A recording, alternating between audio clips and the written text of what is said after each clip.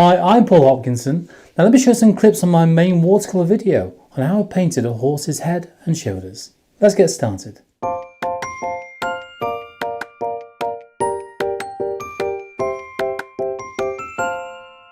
One thing I want to make sure of as well, because I want to get this masking fluid off, I want to make sure I've got enough colour where the mane comes down the side of the neck.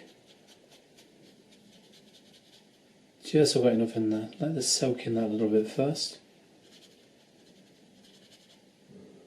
Okay, right, here we go. So what I'm looking at really, I want to get some of the stronger colour into there, then down the side of the neck. Around this section where it bumps out, we'll be lifting some paint off later, so we'll make sure that we do get all these little creases in. The good thing about these kind of paintings as well, doing this, even if it's not the colour of a horse that you might know or whatever, it'll give you an idea on how to paint a horse, and that's what's so important. You don't have to paint it the same colour as I'm doing, and you can use whatever colours you prefer to use, obviously. So it's entirely up to you. So I'm going to outline again the lower eyelid now. We will soften these down with time, okay, so these will get softened down.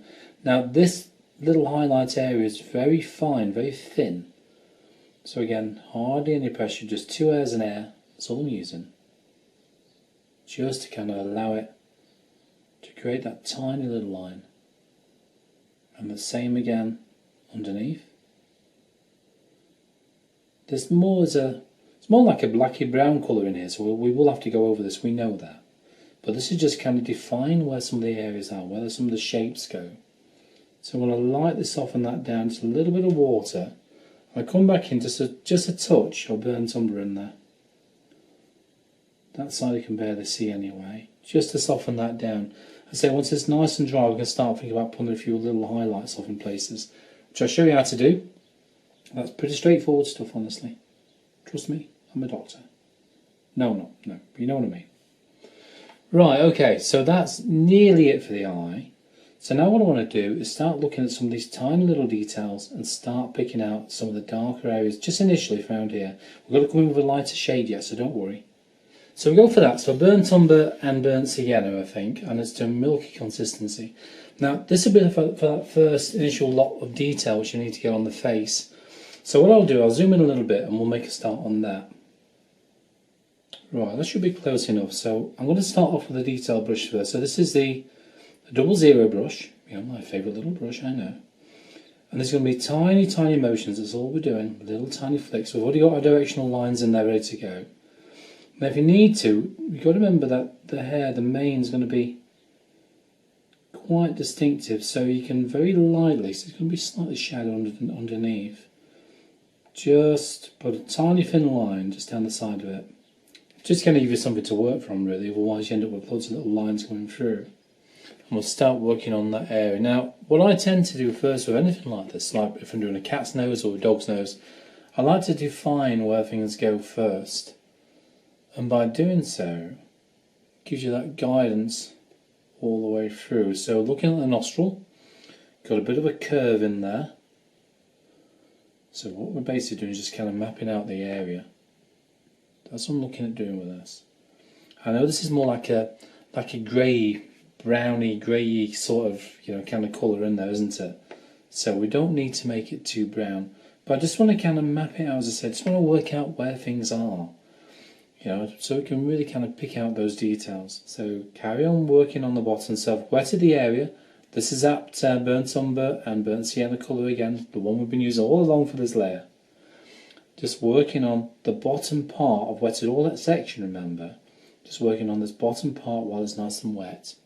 Just by dropping this colour into the wet area. I need it to blend out. And that is basically it.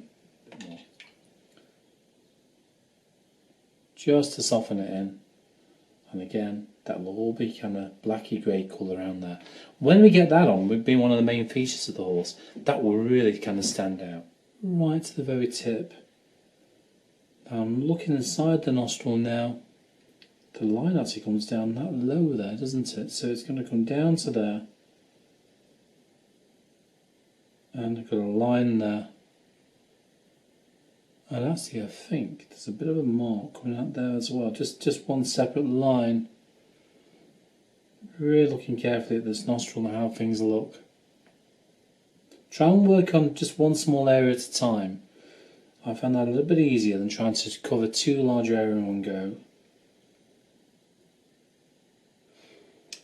So all I'm saying to do on this one now, where it's darker, like around here, keep the lines closer together, so very tiny little marks in the direction they've got to go in, but keep them closer together. And as it gets lighter, like around here for example, add the same kind of marks but keep them further apart.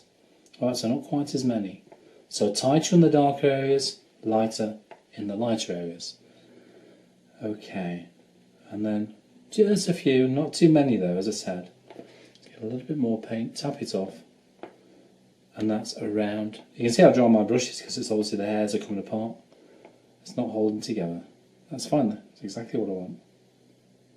And just a few above there as well, just to create that texture that we need to give it a bit more shape and form around the face itself. So we're already starting to build this up, just bit by bit. So this is what you want to do all the way through. Overlap in places, look at the direction. I know I'm always saying it, but that's so important. Look at the direction that this goes in. You might need to kind of water the mix down a little bit, because mine's dried up a bit in the palette, as I say, so I've just added a little bit of water to that, just to kind of thin it out a bit. I'm going to change direction a little bit around there.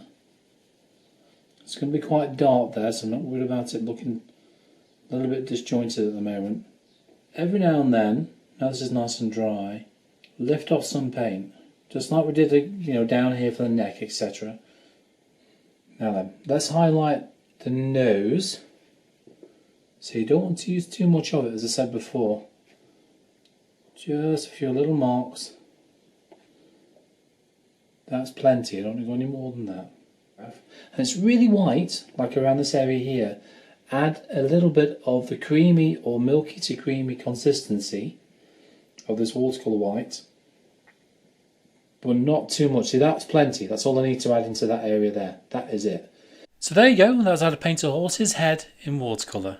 And this is nearly 3 hours of watercolour tuition. Now if you fancy having a go at one of my watercolour lessons for free, I've got one on there just for you on how to paint a robin in watercolour. Now if you enjoyed this video, please click on subscribe down below.